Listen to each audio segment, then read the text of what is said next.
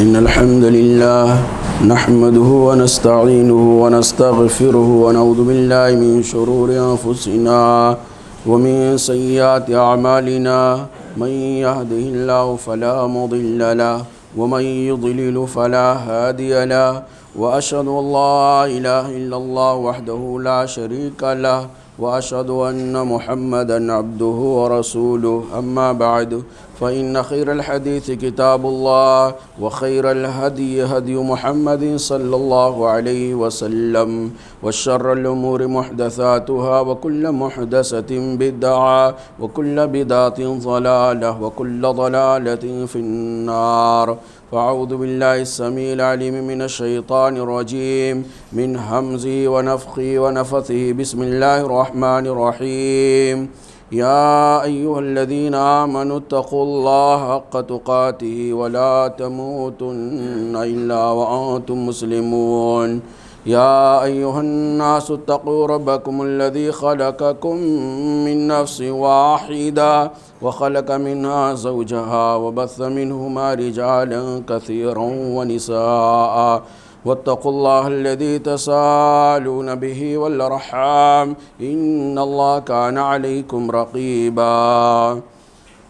يا أيها الذين آمنوا اتقوا الله وقولوا قولا سديدا يصلح لكم أعمالكم ويغفر لكم ذنوبكم ومن يطع الله ورسوله فقد فاز فوزا عظيما. اللهم صل على محمد وعلى آل محمد كما صليت على إبراهيم وعلى آل إبراهيم إنك حميد مجيد. اللهم بارك على محمد وعلى آل محمد كما باركت على إبراهيم وعلى آل إبراهيم إنك حميد مجيد. محترم بزرگوں، قابل احترام اسلامی بھائیوں اور پیارے ساتھیوں، جماعتی زندگی اسلام میں بہت ہی اہم ہے. مسلمان دنیا میں اس لیے نہیں آیا کہ کھائے پیے، بچوں کے پرورش کرے، بچوں کا مستقبل سنوارے، باقی اپنی بچے، اپنی فیملی، اپنے ماں باپ، بس آس پاس میں کیا ہو رہا ہے، دوست و احباب کے ساتھ کیسا سلوک کیا جا رہا ہے، دیگر کلمہ پڑھنے والے مسلمان کیسے کس حالت میں رہ رہے ہیں، اس کی خبر نہ رکھے مسلمان اس لیے دنیا کے اندر نہیں آیا ہے. جماعتی زندگی کی اہمیت اس بات سے پتہ چل رہا ہے کہ اسلام دن میں تمام مسلمانوں کو 5 مرتبہ 24 گھنٹے میں 5 مرتبہ مسلمانوں کو آپس میں مل بیٹھ کر کے ایک دوسرے کے حال چال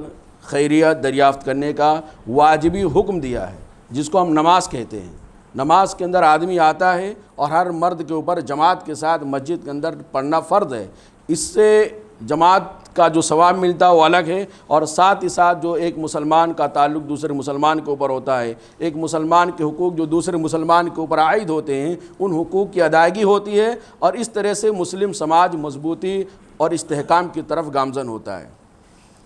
سب سے پہلی جو اہم چیز ہے جماعتی زندگی سے متعلق ہمارے اوپر یہ کہ ممبر سازی میں ایک دوسرے کا تعاون کریں، یعنی زیادہ سے زیادہ لوگوں سے جڑنے کی کوشش کریں، اور زیادہ سے زیادہ لوگوں کو جماعتی زندگی سے جڑنے کا موقع فراہم کریں، اور ایک ایک فرد کے بارے میں آپ کے نیٹ ورک میں، آپ کے تعلقات میں، آپ کے جاننے پہچاننے والوں میں جتنے لوگ اکیلے پن کی زندگی گزار رہے ہیں، جانوروں جیسی زندگی گزار رہے ہیں، ان کو جماعت سے قریب کیا جائے. ممبر سازی، ہر آدمی کو پتہ چلے کہ ہمارے علاقے میں کتنے لوگ ہیں کلمہ پڑھنے والے، ان کے حالات کیسے ہیں، تو یہ ممبر سازی کے اندر تعاون کرنا. اسی طرح دوسرا، اتحاد اور اتفاق کو ضروری قرار دینا، اتحاد اور اتفاق کو لازمی قرار دینا. آئے دن لڑائی جھگڑے، آپسی اختلافات اور اختلافات کفر اور شرک کے فتوے پر آ جائے، یہ بہرحال اسلامی مزاج کے خلاف ہے. جماعتی زندگی اس بات کا تقاضا کرتی ہے کہ سارے کے سارے مسلمان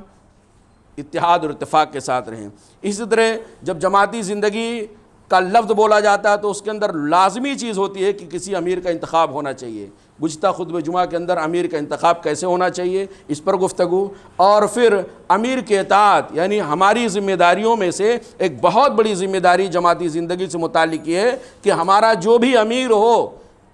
جو بھی اللہ رب العالمین کے فیصلے اور لوگوں کی رائے اور تائید سے بنایا جائے، اس کی اطاعت و فرما برداری کی جائے. جب تک امیر کی اطاعت نہ کی جائے کسی بھی ڈپارٹمنٹ میں، جب تک صدر کی اطاعت نہ کی جائے، اس کی باتوں کو سنا مانا عمل نہ کیا جائے، جب تک وہ بھی کوئی بھی ادارہ کامیاب نہیں ہو سکتا ہے. کوئی بھی ہو، آپ چاہے سارا کا سارا نظام درہم برہم ہو جائے گا اگر اس کے ان افراد، اس کے ممبران، اس کے اراکین اپنے لیڈر اور اپنے امیر کی باتوں کو نہ سنیں۔ آپ دیکھیں 26 جنوری کی پریڈ کتنی اچھی لگتی ہے نا، 15 اگست کا پریڈ کتنا اچھا لگتا ہے۔ کیوں اچھا لگتا ہے؟ اس لیے اچھا لگتا ہے کیونکہ سارے لوگ ایک کی آواز پر لبیک کہتے ہیں، ایک کی آواز پہ مڑ جاتے ہیں، ایک کی آواز پہ ٹن لے لیتے ہیں، ایک کی آواز پہ پیر اوپر اٹھا لیتے ہیں، ایک ہی کی آواز پر وہ پیر کو زمین میں ایک ساتھ پٹکتے ہیں۔ اچھا لگتا ہے۔ یہ گویا امیر کی اطاعت کا بہترین جو نمونہ پیش کیا جا سکتا ہے ایک یہ ہے۔ اسی طرح میرے بھائیو، امیر کی اطاعت کے بعد جو ایک اہم ہماری ذمہ داری بنتی ہوئی یہ کہ ہمارے درمیان جو بھی ہمارا امیر ہو، امیر کا مطلب نہیں بادشاہ ہی نہ ہو، بادشاہ اگر صرف امیر سے مراد بادشاہ لیں گے تو بہت ساری حدیثیں ایسی ہیں جن پر عمل کرنے کا ہم کو زندگی میں کبھی موقع ہی نہیں ملے گا۔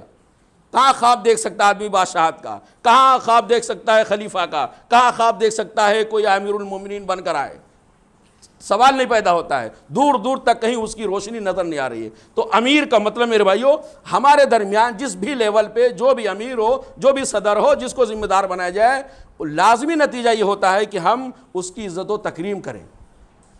عزت و تکریم کے بغیر نہ ہم جماعت سے جڑ سکتے ہیں اور نہ جماعت کو ہم اپنے سے کچھ فائدہ پہنچا سکتے ہیں اور نہ جماعت سے ہم کچھ فائدہ حاصل کر سکتے ہیں۔ یہ عزت و تکریم اللہ کے نبی صلی اللہ علیہ وسلم نے ارشاد فرمایا کہ حضرت عمر بن خطاب رضی اللہ عنہ حدیث کے راوی ہیں، نبی کریم صلی اللہ علیہ وسلم نے ارشاد فرمایا الا اخبرکم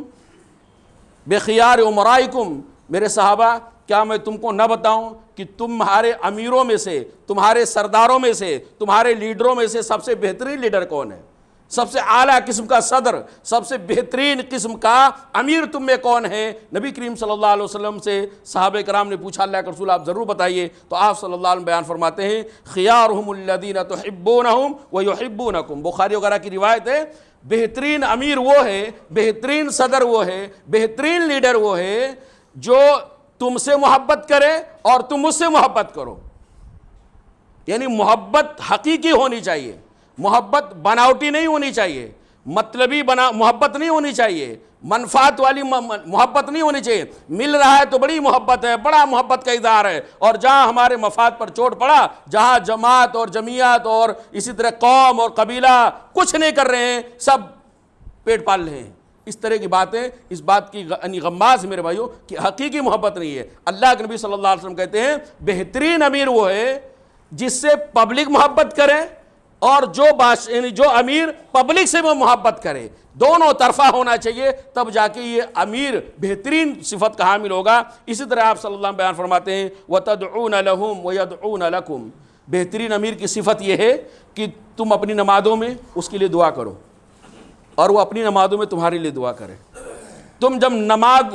تہجد کی ادائیگی کرو، رات میں جب پڑھو نماز، اللہ رب العالمین کے سامنے سجدہ ریز ہو، جہاں اپنے لیے مانگتے ہو، اپنی اولاد کے لیے مانگتے ہو، اپنے قوم قبیلے والدین کے لیے مانگتے ہو، ایسے ہی بہترین امیر کی صفت یہ ہے کہ اس کی رعایا، اس کے ماتحت میں رہنے والے لوگ رات کی تاریکی میں اللہ سے دعا کریں یا اللہ میرا جو امیر ہے اس کو صحیح سمجھ عطا فرمائے، اللہ اس کو ہدایت پر گامزن رکھے، اللہ اس کو دنیا اور آخرت کی سمجھ عطا فرمائے، اللہ تعالیٰ اس کے ہمارے حقوق کو سمجھنے ادائیگی کی توفیق عطا فرمائے، اللہ تعالیٰ اس کو تمام فتنوں سے محفوظ رکھے۔ امیر بہترین ہونے کی صفت یہ ہے، اور ساتھ ہی امیر بھی بھول نہیں جاتا ہے، خواب خرگوش میں مست نہیں ہو جاتا۔ بہترین امیر کی پہچان یہ ہے کہ جب وہ اکیلے نماز پڑھتا ہے، اکیلے اللہ تعالیٰ سے دعائیں کرتا ہے، تو اپنے ملک کے لیے، اپنے ماتحتوں کے لیے، کمزوروں کے لیے، ضعیفوں کے لیے، غربا اور مساکین کے لیے، اور اس کے اندر میں جتنے لوگ ہیں سارے کے سارے لوگوں کے لیے بھلائی اور خیر کی اللہ تعالیٰ سے دعائیں کرتا ہے۔ یہ کب ہوگا میرے بھائیوں؟ یہ دعائیں اور یہ محبت تبھی ہوگی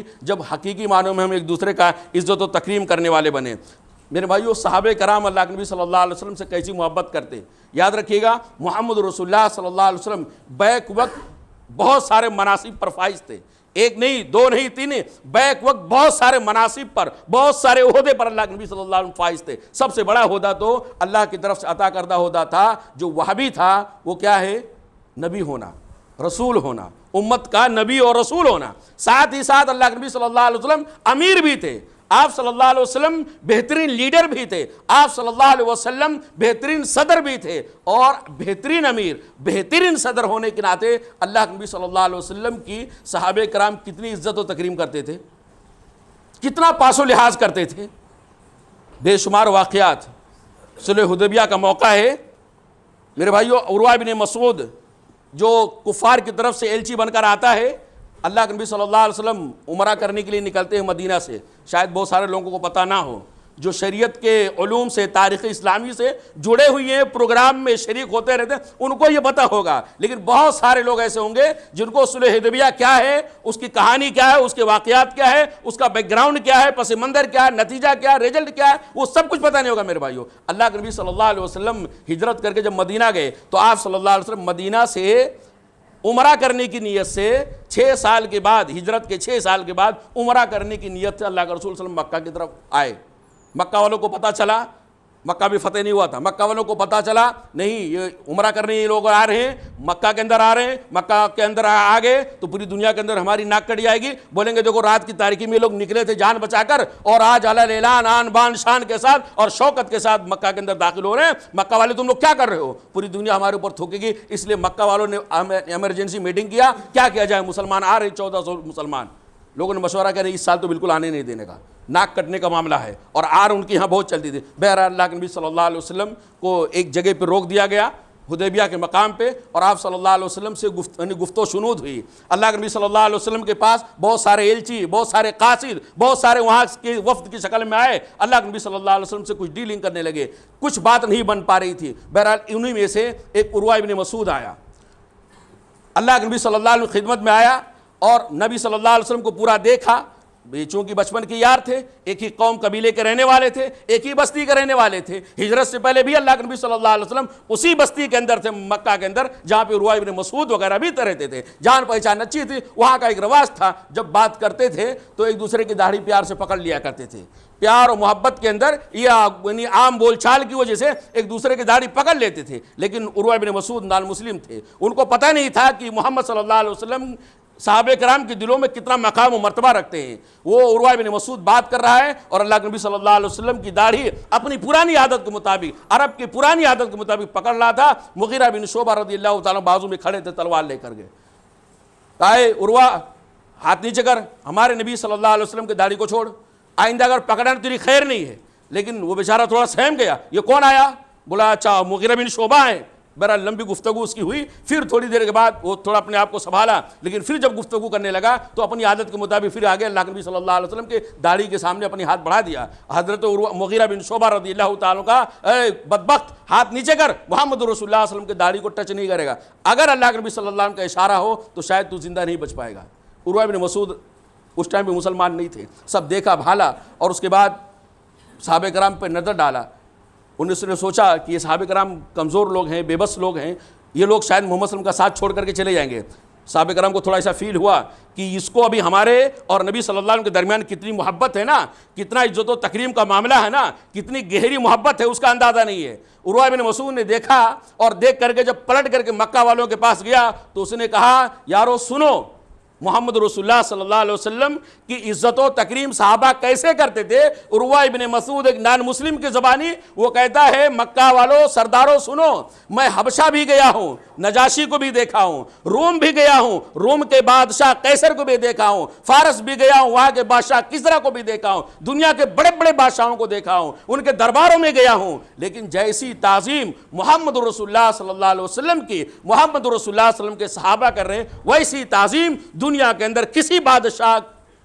کی کرتے ہوئے ہم نے اس کی رعایا کو کبھی نہیں دیکھا۔ تعظیم کا معاملہ یہ ہے، وَإِذَا أَمَرَهُمْ ابتدروا امرہ، جب اللہ کے نبی صلی اللہ علیہ وسلم ان میں سے کسی کو حکم دیتے ہیں کوئی کام کرنے کے لیے تو سارے لوگ ایک ساتھ دوڑ پڑتے ہیں کہ یہ کام ہماری طرف سے ہونا چاہیے، یہ کام ہمارے ہاتھوں سے ہونا چاہیے، انتظار نہیں ارے وہ اٹھے گا وہ اٹھے گا وہ اٹھے گا وہ اٹھے گا۔ اجتماعی زندگی کا اس سے ایک بہت بنیادی سبق ملتا ہے میرے بھائیوں کہ ہر ممبر کو، ہر فرد کو، قوم اور قبیلے اور جماعت کے ہر رکن کو یہ لازمی طور سمجھنا چاہیے کہ ہمیں زیادہ سے زیادہ اپنی قوم کے لیے، اپنی ملت کے لیے، اپنی جماعت کے لیے فائدہ مند ہونا چاہیے، مفید ہونا چاہیے۔ ہم اپنی طرف سے لوگوں کو کیا فائدہ پہنچا سکتے ہیں، وہ ہماری آخرت سنورے گی، ساتھ ہی ساتھ دوسروں کا بھلا بھی ہوگا۔ عروہ ابن مسعود کہتا ہے کہ اللہ کے نبی صلی اللہ علیہ وسلم ایسے ہیں کہ جب وہ ان کو کسی چیز کا حکم دیتے ہیں تو سارے لوگ ابتدروا، دوڑ پڑتے ہیں نبی صلی اللہ علیہ وسلم کے حکموں پر عمل کرنے کے لیے۔ اور آپ صلی اللہ علیہ وسلم کی عزت اور تکریم، محبت اتنی زیادہ ہے کہ آپ صلی اللہ علیہ وسلم جب وضو کرتے ہیں تو وضو کا پانی صحابہ کرام غور سے دیکھتے ہیں۔ زندگی میں کبھی ایسا نہیں ہوا میرے بھائیو۔ تاریخ لکھنے والوں نے لکھا ہے کہ اس کے علاوہ کبھی بھی صحابہ کرام نے نبی کریم صلی اللہ علیہ وسلم کے وضو کے پانی کو لیا نہیں، لیکن وہ موقع ایسا تھا، وہ وقت ایسا تھا کہ سامنے کافر تھا، ایلچی تھا، قاصد تھا، وہ جا کے پیغام دیتا کافروں کے بیچ میں، اپنے سرداروں کے بیچ میں پیغام دیتا کہ محمد صلی اللہ علیہ وسلم اور ان کے صحابہ میں بہت زیادہ محبت نہیں ہے، لیکن اس محبت کا اظہار کرنا تھا۔ اس لیے یعنی الرحیق المختوم نے لکھا ہے کہ عروہ ابن مسعود نے دیکھا کہ اللہ کے نبی صلی اللہ علیہ وسلم جب وضو کر رہے ہیں تو صحابہ کرام بغور دیکھ رہے ہیں، وضو کے پانی کے قطرات جیسے آپ کے ہاتھوں سے نیچے ٹپکتا ہے یا ٹپکنے والا ہوتا ہے، تمام صحابہ کرام پل پڑتے ہیں اور وہ پانی کے قطرات زمین پہ نہیں گرنے دیتے ہیں، وہ اپنے ہاتھوں پہ لے کے اپنے بدن کے اندر ملنے لگتے ہیں، اپنے چہرے کے اندر ملنے لگتے ہیں۔ یہ محبت کی انتہا، اور یقیناً اس کا بہت اچھا اثر ہوا میرے بھائیوں۔ تو عرض کرنے کا وَإِذَا تکلم خفضوا اصواتهم عنده، اور محمد صلی اللہ علیہ وسلم کی عزت و تکریم ان کے ماننے والے صحابہ ایسے کر رہے ہیں کہ جب آپ صلی اللہ علیہ وسلم کے سامنے بولتے ہیں نا تو کسی کی آواز نہیں آتی ہے۔ خفضوا اصواتهم عنده، نبی صلی اللہ علیہ وسلم کی موجودگی میں سارے کے سارے لوگوں کے اوپر سناٹا چھا جاتا ہے، صاف سو جاتا ہے، کسی کے اندر بولنے کی ہمت نہیں ہوتی، ایک دم شانت ہو کے سکون سے اللہ کے نبی صلی اللہ علیہ وسلم کی باتوں کو سنتے۔ یہ واقعہ، اس واقعے کی طرف میں نے جو حوالہ دیا میرے بھائیوں، اشارہ کیا، بنیادی مقصد یہ تھا کہ صحابہ کرام محمد رسول اللہ صلی اللہ علیہ وسلم کو نبی ہونے کے ساتھ ساتھ امیر اور صدر ہونے کے حیثیت سے بھی آپ صلی اللہ علیہ وسلم کی عزت و تکریم کرتے تھے۔ اس لیے ہماری اور آپ کی ذمہ داری بنتی ہے کہ ہمارے علاقے میں یا ہماری جماعت میں، ہماری قوم میں جو بھی ہمارا رہنما ہو، ہمارا جو امیر ہو، اس کی اطاعت و فرما برداری کرنا، اس کی تو عزت و تکریم کرنا یہ بھی بہت ضروری ہے۔ اسی طرح میرے بھائیو چھٹی چیز جو ہمارے اوپر ذمہ داری بنتی ہے وہ یہ کہ ہم خیر خواہی کرنے والے ہوں، خیر خواہ ہوں۔ خیر خواہ کا مطلب ہوتا ہے خیر مانے بھلائی اور خواہ مانے چاہنے والا۔ خیر خواہ مطلب بھلائی چاہنے والا، اچھا چاہنے والا، دین کی بھی بھلائی اور آخرت کی بھی بھلائی۔ یعنی ہماری ایک ذمہ داری بنتی ہے کہ جب امیر یا صدر کہیں زندگی کے کسی فیصلے کے اندر اونچ نیچ کا شکار ہو جائے، کبھی اس کا فیصلہ غلط دکھے، ایسا فیصلہ کبھی امیر کر دے جو شریعت کے خلاف ہو، انجانے میں ایسا فیصلہ، ایسا حکم امیر کر دے جو امت کے لیے زیادہ مفید نہ ہو، جائز ہو، درست ہو، لیکن امت کے حق میں، قوم کے حق میں اور پبلک کے حق میں زیادہ مفید نہ ہو، تو خیر خواہی کا تقاضا یہ ہے کہ اس غلطی سے، اس بھول چوک سے اور اس سہو سے فوراً جو صاحب عقل لوگ ہیں، جو سمجھدار لوگ ہیں، جو تجربہ کار لوگ ہیں، جو ماہر لوگ ہیں، فوراً امیر کو اس کی اطلاع دی جائے، اس کے خیر خواہی چاہتے ہوئے، اس کی بھلائی چاہتے ہوئے، قوم قبیلے کی بھلائی چاہتے ہوئے فوراً اس کو عرض کر دیا جائے، ادباً، احتراماً، ادب کے دائرے میں رہ کر کے کہا جائے امیر صاحب آپ کا یہ فیصلہ شاید ایسا کے بجائے ایسا ہوتا تو اس سے امت کا زیادہ فائدہ ہوتا، آپ نے جو ڈیسیجن لیا وہ جائز ہیں لیکن اس سے بہترین ڈیسیجن یہ تھا، اگر یہ آپ لیں گے تو اس سے بھلا ہوگا۔ اس کا فائدہ کیا ہوگا میرے بھائیو؟ اس کا فائدہ یہ ہوگا کہ امیر اپنے فیصلے پہ نظر ثانی کرنے پر مجبور ہوگا، ایک بار اپنے فیصلے پہ غور و فکر کرے گا۔ آپ جو فیصلہ یا آپ جو اس کو خیر خواہی کی وجہ سے بتا رہے ہیں اس پر ایک سرسری نظر ڈالے گا کہ یار میرا فیصلہ اچھا ہے، میں اپنے فیصلے پر عمل کروں یا اس کے خیر خواہی والے مشورے پر عمل کروں، کس پر عمل کروں؟ اور یقیناً جب آدمی سوچ سمجھ کر کے کوئی فیصلہ کرتا ہے، آگے قدم بڑھاتا ہے تو اس کے اندر فائدہ ہی فائدہ ہوتا ہے۔ اور میرے بھائیو دیکھیے اللہ کے نبی صلی اللہ علیہ وسلم نے ارشاد فرمایا الدین النصیحہ، دین خیر خواہی کا نام ہے۔ دین کس کا نام ہے؟ اگر اسلام کو کسی سے تعبیر کیا جائے اسلام کیا ہے، دین اسلام کا انٹروڈکشن پیش کرو، دین اسلام کو ایک جملے میں بتاؤ کیا ہے، تو کہتے ہیں دین اسلام خیر خواہی کا نام ہے۔ کس کے لیے؟ صحابہ کرام نے پوچھا اللہ کے رسول خیر خائی مانے بھلا چاہنا، دنیا کا بھی بھلا ہو جائے آخرت کا بھی بھلا ہو جائے، نقصان سے بچ جائیں، آپ دنیا کے اندر بھی نقصان سے بچ جائیں آخرت کے اندر بھی نقصان سے بچ جائے۔ تو اللہ کے نبی صلی اللہ علیہ وسلم نے کہا دین پورا کا پورا خیر خائی کا نام ہے، لوگوں کو بھلائی پہنچانا اور لوگوں کو نقصان سے بچانا۔ صحابہ کرام نے پوچھا اللہ کے نبی صلی اللہ علیہ وسلم کن کے لیے خیر خائی رکھنا ہے؟ تو آپ صلی اللہ علیہ وسلم ارشاد فرماتے ہیں للہ، اللہ کے لیے خیر خائی، اللہ کے لیے خیر خائی، ولی کتاب ہی، اور اللہ کی کتاب کے لیے خیر خائی، ولی رسولی، اس کے رسول کے لیے بھلا چاہنا، ولی ائمۃ المسلمین، ولی ائمۃ المسلمین، مسلمانوں کے جو امیر ہیں، مسلمانوں کے معاملات کے جو ذمہ دار ہیں، مسلمانوں کے جو بھی خلیفہ ہیں، مسلمانوں کے جو بھی لیڈر ہیں، ان کی اطاعت و فرمانبرداری، ان کے حق میں خیر خائی چاہنا۔ امیر کی خیر خائی کیا ہے؟ امیر کی خیر خائی میرے بھائیو یہ ہے کہ اگر امیر دین کی سربلندی کے لیے کچھ کام کر رہا ہے، کوئی بھلا کام کر رہا ہے، خیر کا کام کر رہا ہے، دین کے کسی شعبے کو بڑھاوا دے رہا ہے، تو ہماری ذمہ داری بنتی ہے، خیر خائی کا تقاضا یہ ہے کہ ہمارا امیر کا ذاتی اختلاف ہو سکتا ہے، ہمارا جماعت کے کسی فرد سے ذاتی اختلاف ہو سکتا ہے، وہ اختلاف اپنی جگہ پہ، لیکن جو ہمارا جس سے ہمارا اختلاف ہے وہ امیر ہے، وہ صدر ہے، اور کام ایسا کر رہا ہے جس کام کے اندر ہمارا فائدہ ہے، قوم کا فائدہ ہے، جماعت کا فائدہ ہے، امت کا فائدہ ہے، تو ایسے کاموں میں خیر خائی کا پہلا تقاضا یہ ہے کہ ایسے خیر کے کاموں میں ہم اس کی مدد کریں۔ کیا کریں؟ اس کی مدد کریں۔ اور دوسرا خیر خائی کا مفہوم یہ ہے کہ ہم اگر امیر کوئی شریعت کے مطابق کوئی حکم دے رہا ہے، کوئی کسی کام کی ڈیوٹی دے رہا ہے اور وہ شرعی اعتبار سے جائز ہے، صحیح ہے، تو ایسی چیزوں میں امیر کی اطاعت کرنی چاہیے، امیر کی باتوں کو ماننی چاہیے، چاہے ہمارا امیر سے کچھ بھی اختلاف ہو۔ اسی طرح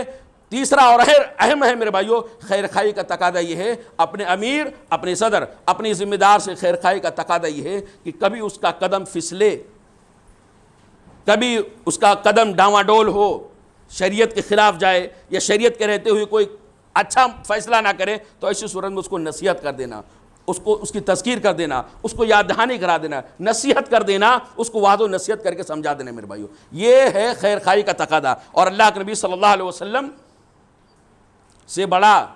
نبی کریم صلی اللہ علیہ وسلم سے زیادہ دور اندیش، نبی کریم صلی اللہ علیہ وسلم سے بڑا سمجھدار کوئی بھی امیر نہ ہوا ہے، نہ ہو سکتا ہے، اور قیامت کی صبح تک نہیں آ سکتا۔ ہو سکتا؟ نہیں ہو سکتا نا۔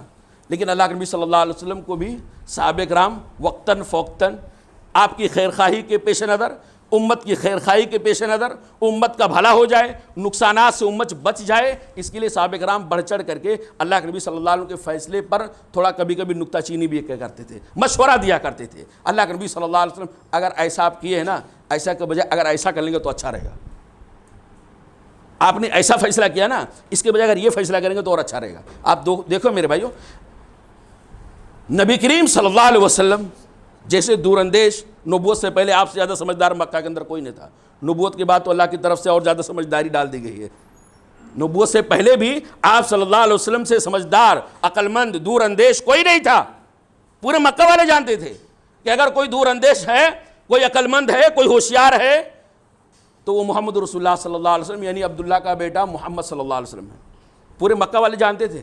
اور اللہ تعالیٰ نے آپ کی نبوت سے 5 سال پہلے اس کا اظہار بھی کرا دیا تھا۔ مکہ والوں کے ذہنوں میں اس بات کو اللہ تعالیٰ نبی بنانے سے پہلے 5 سال یہ پہلے ڈال دیا تھا کہ مکہ والوں یاد رکھو، محمد رسول اللہ صلی اللہ علیہ وسلم کی ذات وہ ذات ہے، آمنہ کے لال محمد صلی اللہ علیہ وسلم کی شخصیت وہ شخصیت ہے کہ ویسا سمجھدار، کوئی سمجھدار شخصیت تمہارے میں کوئی موجود نہیں ہے۔ کیا کہا اللہ کے رسول اللہ رب العالمین نے؟ اللہ کے نبی صلی اللہ علیہ وسلم کی ایج 35 سال ہے، 40 میں نبی بنائے گا نا، 35 سال ہے نبی صلی اللہ علیہ وسلم کی عمر۔ بس تھوڑا اشارہ کر دینا چاہتا ہوں، خانہ کعبہ کو لوگوں نے توڑ دیا بنانے کے لیے، خانہ کعبہ ٹوٹ گیا، بنانے لگے، خانہ کعبہ کی عزت احترام سب کی نظروں میں بہت زیادہ تھا، اس لیے جب خانہ کعبہ کی دیوار اتنی اونچی ہو گئی، اب اتنی اونچائی پر حجر اسود کو اٹھا کے رکھنا تھا، اب مسئلہ یہ تھا حجر اسود تو ایک ہی ہے اور عزت و تکریم میں سارے قبیلے والے پیش تھے، سارے قبیلے کے لوگ چاہتے تھے یہ حجر اسود اٹھا کے ہمارا سردار رکھے، یہ ہمارے قوم کے لوگ، ہماری برادری کے لوگ رکھیں، ہمارے قبیلے کا آدمی رکھے۔ ظاہر سی بات ہے ایک پتھر کو اتنے سارے قبیلے والے تو اٹھا نہیں سکتے اور کوئی آدمی جھکنے کے لیے تیار نہیں تھا، ہر آدمی چاہتا میں ہی کروں گا یا میرا ہی سردار کرے گا۔ یہ کئی دنوں تک لڑائی کی نوبت آ گئی، ایسا لگتا تھا کہ اس پتھر نہیں بلکہ لوگوں کی جان لینے کا سبب بن گیا ہے۔ وہ پتھر رکھنے کے لیے اتنا لوگ دیوانے تھے کہ باقاعدہ تلواریں تک نکل گئی تھی، بہت قریب تھا کہ اس پتھر کو رکھنے کے لیے جنگ ہو جاتی تھی۔ ایک سمجھدار آدمی نے کہا بھائی لڑتے کیوں ہو، پتھر ایک ہی ہے، خانہ کعبہ جتنا بنانا تھا اتنا بن گیا ہے، اب وہ دیوار میں خانہ کعبہ کو لگانے، حجر اسود کو لگانا ہے، یہ لڑ کیوں رہے ہو؟ سیدھی سادی بات ہے، کل جو صبح آئے گا سب سے پہلے حرم کے اندر وہ جو فیصلہ کرے گا اس کے فیصلے کو سارے لوگ مان لیں گے۔ بولے ہاں یہ تو بات، اختلافات کو، لڑائی جھگڑے کو ختم کرنے کا بہترین طریقہ ہے، جو صبح کل آئے گا اس کو لوگ حکم مان لیں گے۔ سب نے ہاتھ اٹھا دیا، ہاں بھائی کل جو صبح سب سے پہلے آئے گا اس کی باتوں پر سب آمنا و صدقنا کہیں گے، اس کو اپنا سالسی مران لیں گے، وہ جیسا فیصلہ کرے گا ویسے اس کے فیصلے کو سارے لوگ راضی بخوشی مان لیں گے۔ اب بہت سارے لوگ تو رات میں سوئے نہیں، نہ جانے کیا کیا خواہشیں ہوں گی، اپنا قبیلہ، اپنا خاندان، سب آئے دوڑے اور سوچے سب سے پہلے میں ہی ہوں۔ سب نے دیکھا تو وہاں محمد رسول اللہ صلی اللہ علیہ وسلم پہلے سے تشریف فرمائے۔ نبی صلی اللہ علیہ وسلم کے ہاتھوں پہ سب نے ہاتھ بیعت کر لیا، آپ جیسا فیصلہ کریں آپ کے فیصلے پہ ہم راضی ہیں۔ نبی صلی اللہ علیہ وسلم چاہتے، نبی نہیں تھے اس ٹائم پہ، 35 سال کی عمر تھی، چاہتے تو پتھر اپنے ہاتھوں میں اٹھاتے، بولے اب عباس رضی اللہ تعالیٰ میرے چاچا آ جاؤ، ابو طالب آپ بھی آ جاؤ، اور اپنے خاندان والوں کو بلاتے تو کیا کرتے، اٹھاؤ اور پتھر رکھ دو، اس کے بعد اور لڑائی جھگڑا کبھی نہیں ہوتا کیونکہ سب نے ہاتھ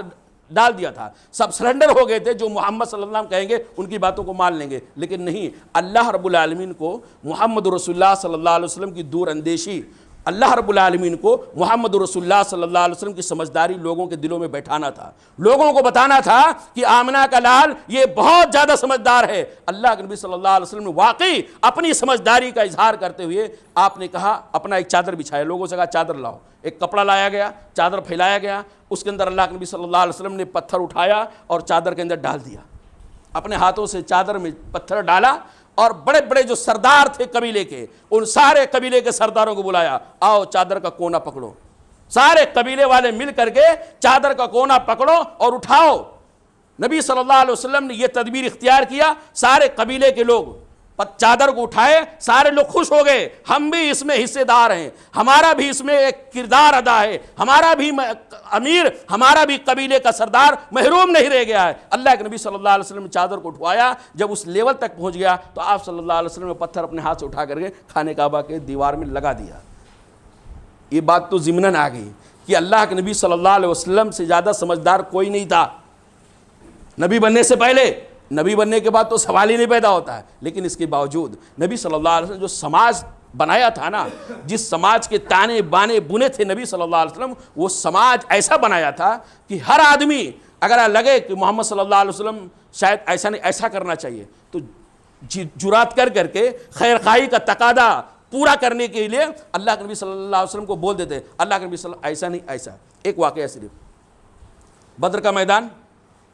کا میدان جانتے نا، غزوہ بدر پہلی لڑائی، اللہ کے نبی صلی اللہ علیہ وسلم صحابہ کرام کے ساتھ نکلے اور پتہ چلا کہ سامنے دشمن آ گیا ہے، 1000 کی فوج ہے، 313 ہم ہیں اور ایسی صورت میں جنگ ہونے والی ہے، تو اب تدبیر کیا ہے، جنگی تدبیر کیا؟ اللہ کے نبی صلی اللہ علیہ وسلم صحابہ کرام کو کہا جلدی تیزی کے ساتھ جو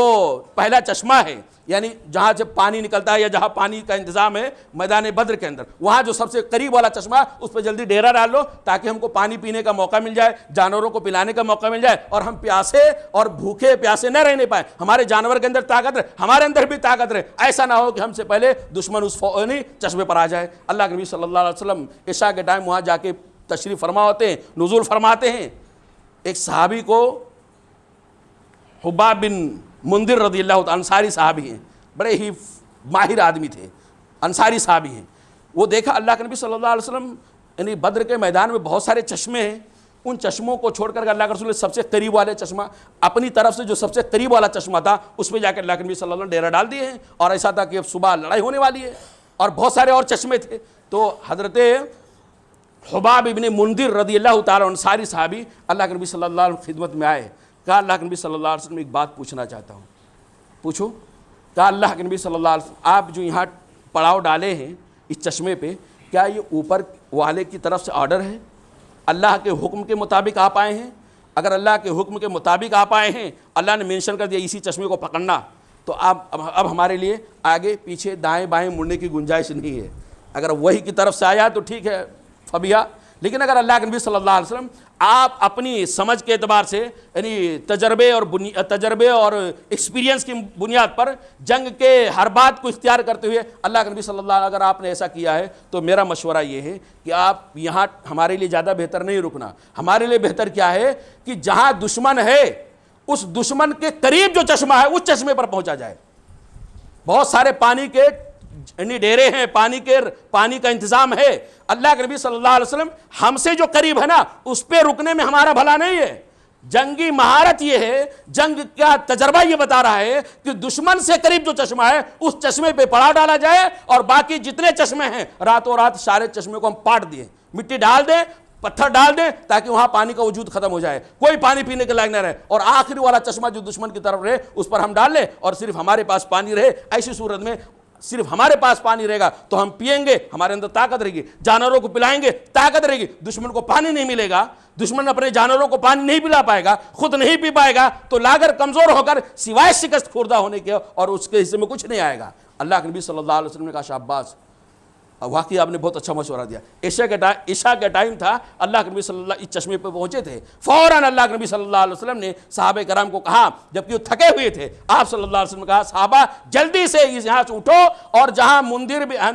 حباب بن منذر رضی اللہ تعالیٰ عنہ کہہ رہے اس چشمے پہ جاؤ جو دشمن سے قریب ہے. اللہ کے نبی صلی اللہ علیہ وسلم فوراً تمام صحابہ کرام کو لے کر وہاں پہنچتے ہیں. صحابہ کرام آدھی رات سے زیادہ حصہ گزر گئے وہاں پہنچنے میں، اور تمام چشمے جو بدر کے چشمے تھے سارے کے سارے چشمے پہ انہوں نے مٹی ڈال دیا، اس کو پاٹ دیا، ختم کر دیا، اس کا وجود ختم کر دیا تاکہ دشمن کو پانی نہ ملے. اور ظاہر سی بات ہے ایسی جنگی حربے اپنائے جاتے ہیں. اللہ کے نبی صلی اللہ علیہ وسلم کی تعریف کیا. میرے عرض کرنے کا مطلب میرے بھائیوں، اللہ کے نبی صلی اللہ علیہ وسلم نے کبھی یہ نہیں کہا میں نبی ہوں نا، میرے سامنے تو مشورہ دے رہا، میرے سامنے تو ایسا کر رہا، مجھ سے زیادہ تیز چل رہا. نہیں، اللہ کے نبی صلی اللہ علیہ وسلم صحابہ کرام کو بنایا تھا ایسا کہ اگر کبھی ایسا ہو جائے، انسان ہونے کے ناطے، بشر ہونے کے ناطے کبھی ایسا کوئی فیصلہ ہے جس میں امت کا زیادہ بھلا نہ ہو بلکہ اس کے خلاف امت کا زیادہ بھلا ہو، تو تم میں سے ایک سمجھدار آدمی کھڑا ہو کے بتا دے کہ اللہ کے نبی صلی اللہ علیہ وسلم ایسا نہیں، ایسا تھا. ایک نہیں بلکہ کئیوں واقعات میرے بھائیوں، کئیوں واقعات ہیں کہ صحابہ کرام نے اللہ کے نبی صلی اللہ علیہ وسلم کا اللہ کے رسول آپ ایسا کر رہے ہیں، آپ نہیں کامیاب ہو رہے ہیں، آپ ایسا کر دیجئے. اسی صلح حدیبیہ کے موقع پہ اللہ کے نبی صلی اللہ علیہ وسلم مکہ کے مشرکین سے صلح ہو گئی، دفعات لکھ لیے گئے، اور اس میں یہ تھا کہ بھائی اس سال عمرہ نہیں کرنا ہے، مکہ کے اندر اس سال نہیں جانا ہے، واپس جائیں گے اگلے سال آئیں گے. بہت دفعات ایسی تھی جو صحابہ کرام ایک دم بولے ایسا کیسے ہار کر کے شکست خوردہ ہو کر کے تھوڑی کوئی صلح کرتا ہے. ہم ایمان والے ہیں، ہمارے ساتھ اللہ کی مدد ہے، ہم دب کے تھوڑی جائیں گے، ہم عمرہ کرنے جا رہے ہیں، ہم جائیں گے. لیکن اللہ کے نبی صلی اللہ علیہ وسلم اپنی مصلحت کے تحت سمجھ بوجھ کا اظہار کرتے ہوئے اللہ کے نبی صلی اللہ علیہ وسلم وہی فیصلہ لیا اور کہا چلو واپس چلیں گے. لیکن واپس کرنے سے پہلے اسلام کا اصول ہے کہ آدمی حج اور عمرہ کرنے کے لیے نکلا ہے گھر سے، جہاں تک جا سکتا جائے، جب کوئی رکاوٹ آ جائے تو وہیں پہ قربانی کے ارکان ادا کر دے، یعنی قربانی کر دے، بال چھلا دے اور وہیں سے واپس آ جائے، احرام تبدیل کر دے، انشاءاللہ اس کو عمرہ اور حج کا ثواب مل جائے گا مجبوری میں. تو اللہ کے نبی صلی اللہ علیہ وسلم اسی فارمولے کے مطابق حکم دیا، صحابہ سب اٹھو اپنی قربانی کے جانور کو ذبح کرو اور اپنے سر کے بالوں کو اترواؤ.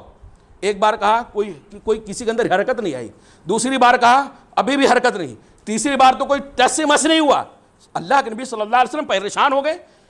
یہ کون سی ہوا چل گئی ہمارے صحابہ کرام کے اوپر، یہ کون سی ہوا ان کے اوپر چل گئی کہ ہمارا ایک اشارہ پا کر کے یہ لوگ اپنی گردن کٹا دیتے تھے. یہ ایک بار دو بار تین بار کہہ رہا ہوں کہ اٹھو جلدی قربانی کر دو اور اپنے سر کے بال اتار دو. یہ لوگ ہماری سن کیوں نہیں رہے؟ کون سا ان کے اوپر جادو چل گیا ہے؟ بڑے گھبراہٹ کے عالم میں اندر جا رہے ہیں، باہر جا رہے ہیں، خیمے کے اندر جا رہے ہیں، صحابہ کرام کے بیچ میں جا رہے ہیں، لیکن کسی کے اندر حرکت نہیں آ رہی، کوئی ہمت ہی نہیں کر پا رہا ہے کہ جا کے کرے. حضرت محمد رسول اللہ صلی اللہ علیہ وسلم اماں ام سلمہ رضی اللہ تعالیٰ عنہ کے خیمے کے اندر گئے، چہرہ اداس تھا، گھبراہٹ کا عالم تھا. کہا اللہ کے نبی صلی اللہ علیہ وسلم اتنا کیوں گھبرائے ہوئے؟ کہا ام سلمہ کیا بولوں، یہ میرے صحابہ جو میرے اشارے پر جان قربان کرنے کے لیے تیار تھے، بیت عقبہ اولا بیت عقبہ ثانیہ، سن 12 اور 13 ہجری یعنی نبوت کے سال جو ہوا تھا مکہ کے اندر، وہ سارا اللہ کے رسول کو یاد آئے. ان لوگوں نے طے کیا تھا بھائی ہم اپنے آپ کے حکموں کو اپنے سر آنکھوں پہ رکھیں گے، آپ کی عزت و تکریم کریں گے، آپ کے حکموں پر عمل کریں گے. یہ کیا ہو گیا صحابہ کرام پر کو عمل نہیں کریں؟ تو حضرت ام سلمہ رضی اللہ عنہ کا اللہ کے رسول صلی اللہ علیہ وسلم آپ کی بھلائی اس میں ہے اور سب کی بھلائی اس میں ہے. دوسروں کے اوپر فتویٰ مت لگائیے کہ یہ لوگ باغی ہو گئے، یہ سرکش ہو گئے، یہ مرتد ہو گئے، ہماری بات نہیں مانتے، نبی کی بات نہیں مانتے، ایسا فتویٰ بازی مت کیجیے. اللہ کے نبی صلی اللہ علیہ وسلم خیر خواہی سب کا ہے، سب کی بھلائی اسی میں چھپی ہوئی ہے کہ آپ کسی سے اب بات مت کیجیے، بغیر کسی سے کلام کیے ہوئے آپ باہر جائیں، اپنے قربانی کے جانور کو لیں اور اس کے گلے پہ چھری ماریں اور اپنے نائی کو بلائیں، سر کے بالوں کو اتروائیں، آپ کو کسی سے بولنے کی ضرورت نہیں ہے. اللہ کے نبی صلی اللہ علیہ وسلم کو ام سلمہ رضی اللہ تعالیٰ عنہ ایسے کٹھن موقع پہ جب آپ گھبرائے ہوئے تھے، کوئی سن نہیں رہا تھا، تو یہ خیر خواہی کا مشورہ دیا. اللہ کے نبی صلی اللہ علیہ وسلم نے ان کے خیر خواہی کے اس مشورے پر لبیک کہا اور باہر نکلے. تمام صحابہ کرام دیکھ رہے ہیں اللہ کے نبی صلی اللہ علیہ وسلم کیا کر رہے ہیں، جانور بلائے، چھری لیے اور اللہ کے رسول نے جانور ذبح کیا اور نائی کو بلایا، سر کے بال اتارے. بس یہ دیکھنا تھا کہ اب تمام کے تمام صحابہ کرام کے ہاتھ میں چھری اور ان کے چھری کے نیچے ان کا جانور اور نائی کو بلا کر کے اپنے سر کے بالوں کو نیچے اتروا رہے ہیں. یہ واقعہ بیاتانے کا مطلب یہ دیکھیے اللہ کے نبی صلی اللہ علیہ وسلم کی صحابیات بھی، نبی کریم صلی اللہ علیہ وسلم پر ایمان لانے والی عورتیں بھی اللہ کے نبی صلی اللہ علیہ وسلم کو ایسے خیر خواہ والا مشورہ اور بہترین مشورہ دیا کرتے تھے. ہم میں سے اگر کوئی آدمی ایسا کرے، کسی امیر کی بات نہ مانے، تو ہم لوگ کیا مشورہ دیں گے؟ اس کا بائیکاٹ کرو، اس کے اوپر کفر کا فتویٰ لگاؤ، جماعت سے نکل گیا ہے، یہ ہو گیا وہ ہو گیا ہے، وہ جاہلیت کی زندگی گزار رہا ہے. لیکن ایسا مشورہ اللہ کے نبی صلی اللہ علیہ وسلم نے کو جیسا دیا گیا، اللہ کے نبی صلی اللہ علیہ وسلم نے اس پر عمل بھی کیا میرے بھائیوں. اسی طرح جماعت سے متعلق ایک اہم ہماری ذمہ داری ہے کہ ہم ایک جماعت کا جو نظام ہے، جو اس کا سسٹم ہے، اس سسٹم کو فالو کرنے والے بنیں، اس نظام اور سسٹم کی پابندی کریں. پابندی نظام کا کیا ہے؟ آپ دیکھیں جماعت کی میٹنگوں میں جائیں، جماعت کے جلسے جلوس میں جائیں تو آپ کو ایسا لگ رہا ہے ہر آدمی شہری ہے، یعنی اس کے ایسا سمجھتا قانون بنا ہوا ہے، دائرہ بنا ہوا ہے، سرکل کھینچا ہوا ہے، لیکن میرے لیے نہیں ہے، میں تو ایک دم سب سے بری ہوں. یعنی مثال کے طور پہ ایک آدمی کی جگہ یہاں ہے، ایک دوسرے آدمی کی جگہ وہاں، تیسرے آدمی کی جگہ. ایک نظام کو بہتر طریقے سے بندوبست کیا گیا ہے کہ کس کے لیے کیا انتظام کیا جائے. اب بیچارے جس کو کرسی پہ بیٹھنا ہے وہ اسٹیج پہ بیٹھنے کے لیے پریشان ہے. بھائی آپ خود سوچیں ذرا، کبھی کبھی قربانی دینی پڑتی ہے، اپنی انا کو بھی مارنا پڑتا ہے. جماعت کی زندگی ویسے آسان زندگی نہیں ہے، بہت ساری قربانیاں دینی پڑتی ہے. تو نظام کو فالو کرنا، سسٹم کو فالو کرنا، یعنی کسی کام کو پرفیکٹ کرنے کے لیے اور بہترین طریقے سے پائے تک ملتے پہنچانے کے لیے یہ ہمارے اور آپ کے اوپر بہت ذمہ داری بنتی ہے. رب العالمین سے دعا ہے کہ اللہ رب العالمین ہم تمام بھائیوں کو جماعتی زندگی کی اہمیت کو سمجھنے کی توفیق عطا فرمائے. انفرادی اور فردن جانوروں والی زندگی جو ہم جی رہے ہیں، اللہ تعالی ہمیں اس سے نکال کر کے جماعتی زندگی کی اہمیت سمجھ کر کے جماعتی زندگی جینے کی توفیق عطا فرمائے. ایک دوسرے کے خیر خواہ ہونے کی، ایک دوسرے کا بھلا چاہنے والا اللہ تعالی ہم کو بنائے. اللہ تعالی ہم سب کو ایک دوسرے کے لیے بھلائی کا کام کرنے والا، ایک دوسرے کو فائدہ پہنچانے والا بنائے. اللہ تعالیٰ ایک دوسرے کو دینے والا بنائے، ایک دوسرے کی نیا کو پار لگانے میں مدد کرنے والا بنائے. اللہ تعالیٰ ہم سے ہمارا ہاتھ ہمیشہ اوپر رکھ. اللہ تعالیٰ ہم میں سے ہر ایک کا ہاتھ ہمیشہ اوپر رکھ اور اللہ تعالیٰ ہمیں نیچے والے ہاتھوں میں سے مت رکھ. اللہ تعالیٰ ہمیں دینے والا بنائے، لینے والا نہ بنائے. اللہ تعالیٰ ہم تمام بھائیوں کو ایک دوسرے کے سکھ دکھ، درد اور غم اور تکلیف اور اذیت اور مصائب اور آلام کو سمجھنے کی اور اس کو مل جل کر کے حل کرنے کی اللہ تعالیٰ ہمیں توفیق عطا فرمائے. یہی جماعتی زندگی کا اہم پیغام ہے. اللہ رب العالمین ہمیں نیک بنائے، صالح بنائے، ایک بنائے. اللہ تعالیٰ جب تک زندہ رکھے، اسلام اور ایمان پر زندہ رکھے. جب خاتمہ ہو تو اللہ تعالیٰ تیرے نبی محمد رسول اللہ صلی اللہ علیہ وسلم کے کلمے کے مطابق لا الہ الا اللہ ہماری زبان پہ آخری کلمہ ہو. آمین. اقول قولی ھذا استغفر اللہ لی ولکم ولسائر المسلمین فاستغفروہ هو الغفور الرحیم. وما أرسلناك إلا رحمة للعالمين